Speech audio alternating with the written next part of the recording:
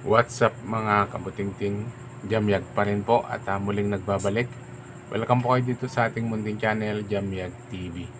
Gabi na at nagbubutingting pa rin ako. Kung maalala nyo mga kabutingting, ako ay nagbahagi sa inyo ng tungkol sa ginagawa kong DIY electric guitar. At pinakita ko na sa inyo pero i-update ko pa rin kayo. Ito po siya oh. Ito na po yung DIY electric guitar na ginawa ko o ginagawa ko pa lang, at naikabit ko na yung kanyang mga gwerdasan, na kulayan ko na din, nakalagay na din yung kanyang mga frets, ready na. At ang ginagawa ko ngayon ay ang kanyang pick up. Bali, ganito po ang ginawa ko sa kanyang pick up. Katatapos ko pong ginawa yung kanyang tone circuit. Ito yung kanyang volume at ito yung kanyang tone. Bali, ito po siya. Ganyan lang. Ayan. Isang capacitor lang. Itong magnetic pickup ay nakakonected sa parallel. At ito naman yung kanyang volume. Bali, ang kinalabasan niya mga kabutingting ay ganito oh. Ayan, tignan natin. Ito po yung DIY o customized electric guitar. Ito siya. At ito po yung aking binutingting kanina o ginawa. Ito po yung kanyang magsisilbing pick up. At nakaganyan siya. Okay.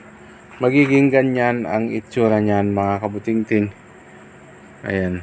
So, ito nga pala, ulitin ko. Ito nga pala yung kanyang tone circuit. Lahat po ng mga electric guitar halos ganito po yung kanyang diagram. Isang capacitor lang yan. Ayan. At pinagparallel ko na itong magnetic pickup. Ito yung magiging volume nya. So magiging ganyan lang siya.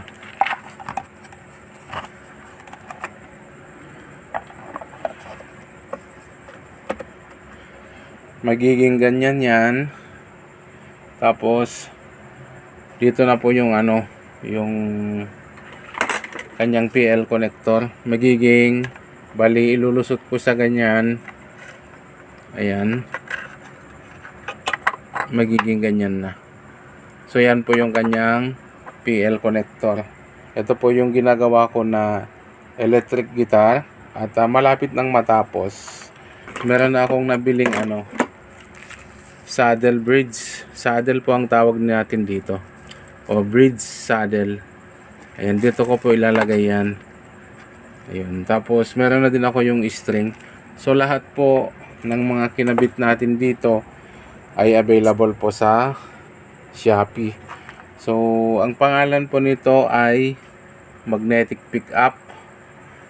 Ito naman yung kabitan ng mga string nya. Ito po yung tinatawag natin saddle bridge. Ito naman yung kanyang frets. Kung i-order natin ito sa Shopee, frets wire ang tawag dito sa Shopee. At ito rin yung kanyang tuning cork. Kung i-search natin sa Shopee, itong nilagay ko dito ay nabili din sa Shopee ito. Upper saddle naman ang tawag dito. Ayan. Upper saddle naman ang tawag dito. So ayun na. So string na lang yung ilalagay. Tapos testing na. Okay?